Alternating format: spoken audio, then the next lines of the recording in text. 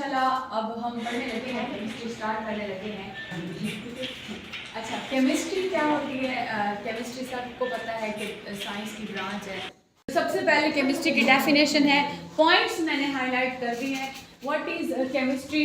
Branch of science, science की ही branch है which deals with the study of properties, composition and structure of substance.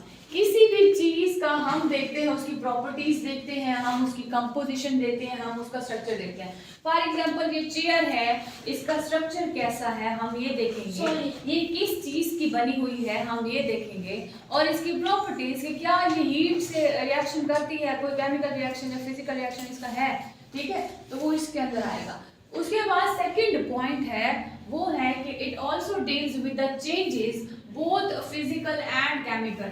ये जो branch है chemistry जो है साइंस की ब्रांच, प्रॉपर्टीज, कंपोजिशन, स्ट्रक्चर तो देखती ही देखती है, और फिजिकल और केमिकल चेंजेस भी देखती है जिस सब्सटेंस की हम स्टडी कर रहे होते हैं। इन चेंजेस के ऊपर जो रूल्स अप्लाई होते हैं या लॉ अप्लाई होते हैं उनकी भी हम स्टडी को केमिस्ट्री में ही पढ़ते हैं। अच्छा, अब कुछ 3 पॉइंट्स हैं जो कि क्लियर करने लाजमी हैं। अगर ये क्लियर ना हुए तो आपको डेफिनेशन क्लियर नहीं हो पाएगी।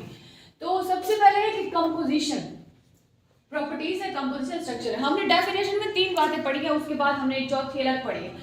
प्रॉपर्टीज, कंपोजिशन और स्ट्रक्चर का मतलब क्या है? प्रॉपर्टीज भी पढ़ते हैं, कंपोजिशन भी, स्ट्रक्चर भी। कंपोजिशन है कि परसेंटेज, कोई चीज कितनी मिकदार में अंदर है उस चीज के।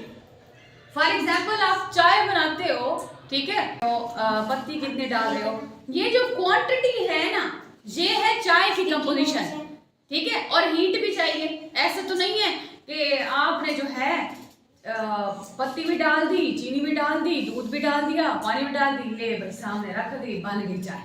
ऐसे थोड़ी ना बनेगी जब तक उसको हीट नहीं करेंगे, ठीक है। तो मतलब ये जो पत्ती, चीनी, ये क्या चीज़ है? ये कंपोजिशन है जो चाय बना रहे हैं, और साथ में हीट भी चाहिए, ठीक है। उसके बाद है स्ट्रक्चर, कि जो स्ट्रक्चर है वो दिखती कैसी है, ठीक है, उसका स्ट्रक्चर नजर आने में कैसा है, मतलब उसके अंदर अरेंजमेंट कैसी है एटम की।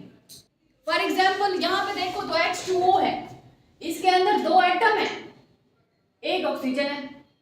स्ट्रक्चर देखो, एटम है और एक ऑक्सीजन, ठीक है, लेकिन इसका स्ट्रक्चर कैसा होगा? ये होगा इसका स्ट्रक्चर, कि अरेंजमेंट ऑफ एटम्स इसके अंदर कैसा है।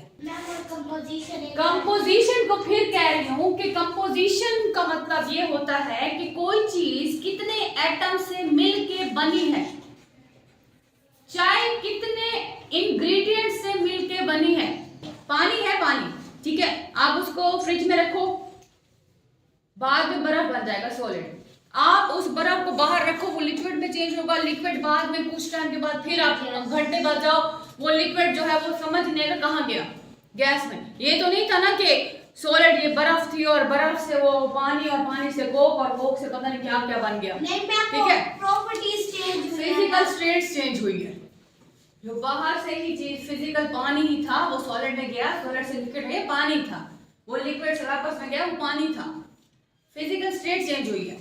केमिकल स्टेट की बात करें तो केमिकल तो और ही चीज है जिसमें कंपाउंड्स बनते हैं, जिसमें रिएक्शंस होते हैं, जिसमें न्यू चीज बनती है। तो यहाँ पे सोडियम की प्रॉपर्टी और है, क्लोरीन की प्रॉपर्टी और है। क्लोरीन जहरीली गैस है, जरा सा बैठोगे ना क्लोरीन के पास, ठीक है, तो आप मर जाओगे। सोडियम ऐसी है कि पानी के अंदर डालें तो पानी के अंदर आग पकड़ लेती है, सोडियम मेटल, ठीक है, फ्लेमेबल है ये। तो यहाँ पे जो नमक है, कभी ऐसा हुआ है कि नमक आपने सालन में डाला और सालन को आग लग गई? No ma'am. मतलब जो केमिकल रिएक्शन में न्यू चीज बनती है उसकी प्रॉपर्टीज पहली वाली नहीं होती। बताइए, क्लोरीन गैस है, सोडियम मेटल है, सॉलिड है, लेकिन इसकी प्रॉपर्टीज ये है कि पानी के अंदर डालेंगे पानी को आग लग जाएगी। क्लोरीन जहरीली गैस है, लेकिन जब इनका रिएक्शन हुआ तो ये तो नमक बन गया है। नमक के अंदर ना जहरीली वाली प्रॉपर्टी आई है और ना ही वो आग पकड़ने वाली आई है, अलग आ गई, प्रॉपर्टीज ही चेंज हो गई, शक्ल ही चेंज हो गई, ठीक है। तो इसको हम कहते हैं केमिकल चेंज।